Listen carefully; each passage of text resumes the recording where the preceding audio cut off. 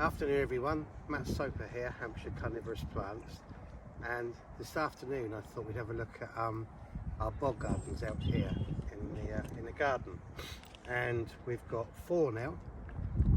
Today is the 26th of May, to give you an idea of what the plants are looking like at the moment. This is our most recent bog here. This one we made last year, so it's only 1 year. And already some of the plants we put in are doing absolutely fantastic. Okay, so they were fairly large plants that we put in. This is a cat's eye. You can see it's in full flower at the moment and attracting a lot of bumblebees. Over here, I think we've got our hybrid. This is just a Cephalota. And over here is Purpurea heterophylla. The sphagnum moss, which we grew on the glass, is starting to take really well. Everything's kept really wet all the time, yeah, and the plants are looking great. But what I'm really pleased about is our first bog garden, which is over here. Now this is our first bog garden. This has been here about 4 years now, and it looks absolutely fabulous. Look at the flowers. The flowers on the Sarracenia flava here, and you can see the hybrids, they stand out like beacons. Got a lovely cat's eye here, cross Purpurea. This is Sarracenia aureophylla, another one which is doing really well. These are the hybrid Tego. Well, I'm just blown away with how well they've done. Far better than expected. As you can see, the position is very important. They are getting full sun. We do get quite strong wind in this position, but I mean, wow, they're just doing so well. Just before Christmas we were down to, I think I've said it before, -12 out here, -12 centigrade, so they were just sat in blocks of solid ice for a number of days and nights. But let's have a little look around over here. Can you see here, the sphagnum moss has really taken well, and it's growing all around the plants. This is a seedling, so this has actually been produced by the plants themselves out here. Looks like it's a Purpurea cross. This particular plant here with these beautiful peachy coloured flowers, this is a cross cat's eye, back crossed again with flava, which looks great. And here's a Purpurea flava, another one which is doing exceptionally well.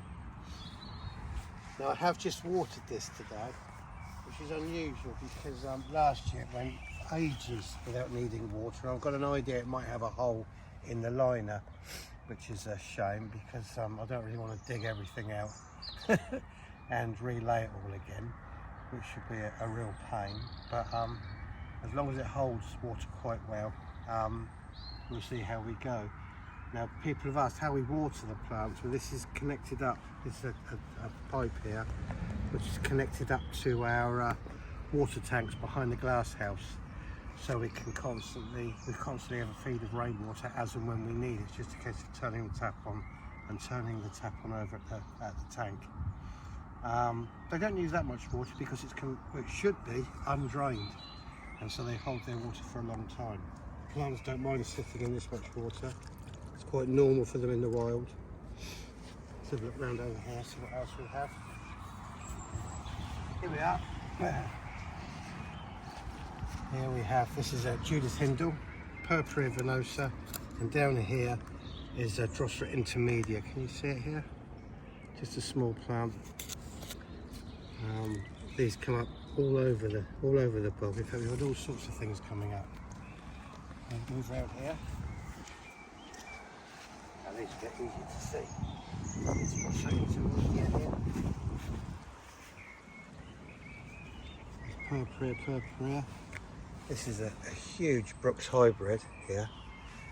I can't wait for this one to come up. Last year it was spectacular. The traps were nearly a metre, as they are under glass. Exceptionally good. Come around here, you can see the sphagnum is really doing well here. And it's just covering the surface of the bog. Loves this water. It's climbing up out the bog garden here. Right, here's our second again, superb. Here, Drosera rotundifolia. But for me, what's done best in this bog garden, better than all the Sarracenia actually, are these filiformis. They do so well, they bulk up really well. They produce loads of flowers later in the year. Catch a lot of small insects, sort of the size of fruit fly. You can see them stuck to the leaves here. Exceptional out in the Bog Garden. And look at this one over here. Can you see the lovely red flowers? This is Leah Wilkerson cross Rita Sopa. Fantastic hybrid, very good out in the Bog Garden. Again, out all year, no problems at all. And what I did want to see was around here. Again, more rotundifery that pops up. Down here somewhere, there it is. Can you just see this leaf? Solitary leaf. That's all that's left of one of our Cephalotas.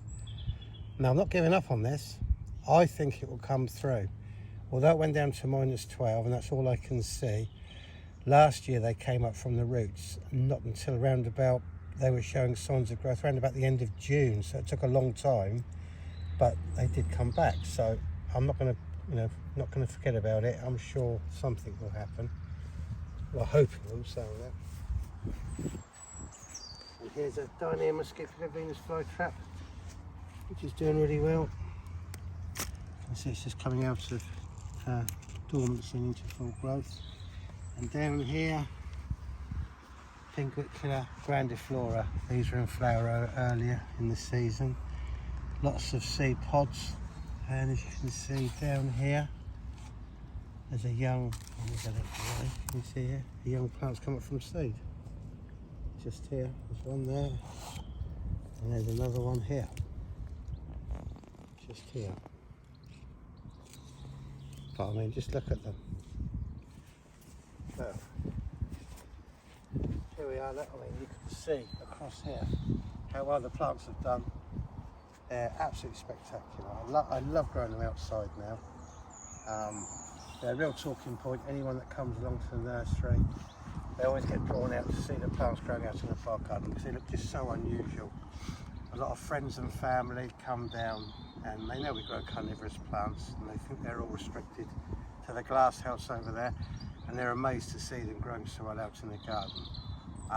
If you haven't tried it, you really should give them a go. It's well worth giving it a go outside, especially Sarracenia and some of the temperate sundews. And as I said, Filiformis does absolutely superb out in the garden. Anyway, I hope you've enjoyed looking around, and I'll see you next time.